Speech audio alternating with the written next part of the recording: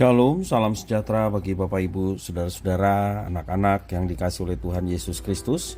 Jumpa kembali bersama saya Pendeta Eka di dalam renungan firman Tuhan pada hari ini, hari Selasa 2 Agustus 2022. Sukacita dan damai sejahtera dari Tuhan Yesus kiranya menyertai hidup kita sekalian. Puji nama Tuhan. Sampai pada pembacaan firman Tuhan hari ini, Amsal yang ke-31 merupakan Amsal yang terakhir. Kiranya firman Tuhan yang kita baca dan renungkan memberkati kita sekalian. Baik, sebelum kita akan merenungkan bagian firman Tuhan bacaan hari ini, kita akan berdoa. Tuhan Bapa di surga, di dalam nama Tuhan Yesus, kami mengucapkan syukur dan terima kasih untuk setiap kasih setia Tuhan yang boleh kami alami dari hari ke hari sampai pada hari ini. Biarlah setiap apa yang boleh kami alami karena anugerah-Mu menjadikan kami semakin dekat dengan Tuhan, semakin terus ingin mempelajari apa yang Engkau kehendaki di dalam firman Tuhan, sehingga hidup kami, sungguh kami dapat menerapkan firman-Mu dan nama Tuhan dimuliakan melalui hidup kami. Karena itu Tuhan, kami mau duduk dekat kaki-Mu mendengarkan firman Tuhan, perkataan-Mu. Mampukan kami ya Tuhan untuk kami dapat memahaminya. Kau juga menolong kami untuk kami dapat menggenapinya. Terima kasih Bapa, terpujilah nama-Mu. Demi nama Tuhan Yesus kami berdoa. Haleluya. Amin. Saya akan membacakan dalam Amsal pasal 31 ayat yang ke-9 dan ayat yang ke-10 sampai 31. Ini penulis Amsal memberikan satu penjelasan mengenai istri yang cakap atau istri yang bijak. Amsal 31 ayat 1 sampai 9. Demikian firman Tuhan. Inilah perkataan Lemuel, Raja Masa, yang diajarkan ibunya kepadanya. Apa yang akan kukatakan, anakku, anak kandungku, anak nazarku? Jangan berikan kekuatanmu kepada perempuan, dan jalanmu kepada perempuan-perempuan yang membinasakan raja-raja. Tidaklah pantas bagi raja, hai Lemuel, tidaklah pantas bagi raja meminum anggur, ataupun bagi para pembesar mengingini minuman keras. Jangan sampai karena minum ia melupakan apa yang telah ditetapkan dan membengkokkan hak orang-orang yang tertindas. Berikanlah minuman keras itu kepada orang yang akan binasa dan anggur itu kepada orang yang susah hati. Biarlah ia minum dan melupakan kemiskinannya dan tidak lagi mengingat kesusahannya. Bukankah mulutmu untuk orang yang bisu, untuk hak semua orang yang merana? Bukankah mulutmu ambillah keputusan secara adil dan berikanlah kepada yang tertindas dan yang miskin hak mereka. Demikian firman Tuhan.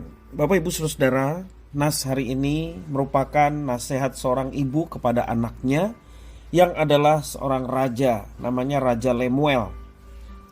Sama seperti Raja Agur yang memberikan Amsal 30, demikian Raja Lemuel juga berasal dari Masa, memungkinkan keturunan Ismail. Perempuan diciptakan oleh Allah sebagai penolong. Di dalam Kejadian pasal 2 ayat 18. Penolong itu Ezer, ya sama seperti kata Ebenezer, ada kata Ezer. Perempuan diciptakan sebagai Ezer atau penolong. Ini berarti bahwa seorang perempuan atau lebih tepatnya seorang istri mempunyai pengaruh yang cukup besar terhadap suaminya karena ia akan menolong suaminya. Sayangnya pengaruh istri tidak selalu berdampak positif, melainkan cenderung negatif di dalam Amsal ini. Istri-istri Salomo contohnya.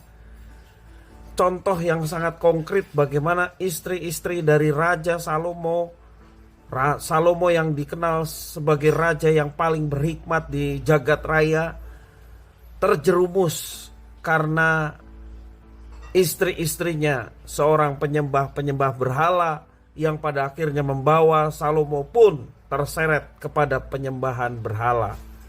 Itu bisa dibaca di dalam 1 Raja-Raja pasal 11 ayat 1 sampai 8. Nah, karena itu Bapak Ibu Saudara tidak heran apabila di dalam Amsal ini Ibu Lemuel mengajarkan anaknya untuk tidak memberikan kekuatan seorang raja kepada seorang perempuan yang mampu membinasakan raja. Tentu saja perempuan yang dimaksud adalah perempuan-perempuan yang tidak bijaksana, penyembah-penyembah berhala. Nah, selain itu seorang raja juga seharusnya berhati-hati terhadap minuman keras atau minuman anggur. Masalahnya, ketika seseorang dipengaruhi oleh anggur, ia tidak dapat memberikan keputusan yang bijaksana. Apalagi dia seorang pemimpin atau seorang raja. Pengaruh anggur membuat keputusannya salah atau tidak bijaksana. Sama halnya ketika raja minum anggur untuk kesenangan pribadinya, ia akan mudah melupakan tugas yang mulia. Akibatnya ia membuat berbagai keputusan yang salah dan membengkokkan hak-hak dari orang-orang yang tertindas. Dalam ayat yang keempat sampai yang kelima mengatakan demikian. Banyak orang miskin yang tidak punya harapan mengkonsumsi minuman anggur untuk melupakan kesusahannya. Dalam ayat yang ke-6 sampai yang ke-7. Dan dalam hal ini Lemuel dinasehati ibunya untuk tidak bertindak seperti orang-orang terlantar yang meratapi nasib mereka dengan anggur. Maksudnya supaya mereka melupakan nasibnya, merupakan kesengsaraannya dengan minum anggur. Dan raja janganlah melakukan hal itu. Ibu Lemuel menasihatkan supaya Raja Lemuel harus bertindak sebagai seorang yang merupakan wakil Allah, melindungi mereka yang lemah, melindungi yang bisu dikatakan. Demikian juga mereka yang merana dalam kerajaan yang dipimpin olehnya. Ia harus mampu mengambil keputusan secara adil terhadap mereka yang tertindas, mereka yang miskin. Dan raja tidak akan dapat melakukannya jika ia berada di bawah pengaruh anggur yang memabukkan. Memberi kuasa kepada istri yang tidak berhikmat dan kebiasaan minum anggur sering merupakan kelemahan dari seorang pemimpin, dan karenanya kedua-duanya harus dihindari. Bapak, Ibu, saudara-saudara yang dikasihi oleh Tuhan, mungkin kita berkata, oh saya tidak seperti itu. Saya keluarga yang baik-baik saja. Saya tidak pernah minum anggur. Bapak, Ibu, saudara-saudara yang dikasihi oleh Tuhan, ini dalam konteks sebuah kerajaan, itulah yang membuat raja jatuh. Dalam konteks kita sebagai orang-orang percaya, ada banyak hal di sekeliling kita yang menggoda untuk kita jatuh di dalam dosa dan hidup tidak seturut dengan rencana Tuhan. Karena itu kita mau belajar senantiasa meminta pimpinan Tuhan setiap hari. Melalui Roh Kudus yang tinggal di dalam diri kita, dialah yang mengatur, mengendalikan, dan menuntun setiap langkah hidup kita, supaya mata kita tidak terjebak dengan pengaruh hal-hal yang buruk, yang tentunya membuat kita semakin terpuruk dan bahkan membawa kepada kebinasaan. Ketika kita tidak secara tegas melepaskan semuanya itu di dalam kehidupan kita. Mari Bapak, Ibu, saudara-saudara yang dikasihi oleh Tuhan, kita senantiasa terus meminta pimpinan Tuhan supaya hidup kita terarah, hidup kita teratur dengan penuh kebijaksanaan. Kita dapat memilih ataupun memutuskan sesuatu yang baik, bermanfaat, baik-baik di diri kita maupun juga bagi keluarga dan bagi orang lain. Kiranya firman Tuhan memberkati kita sekalian. Mari kita berdoa. Tuhan Allah Bapa di surga, di dalam nama Tuhan Yesus, kami sungguh bersyukur dan berterima kasih atas firman Tuhan.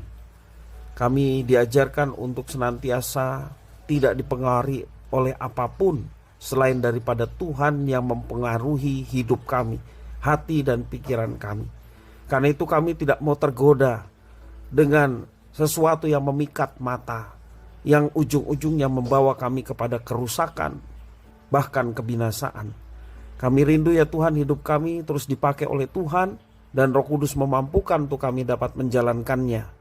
Terima kasih Bapa. Inilah doa penyerahan kami atas firman Tuhan. Terima kasih, demi nama Tuhan Yesus kami berdoa. Haleluya.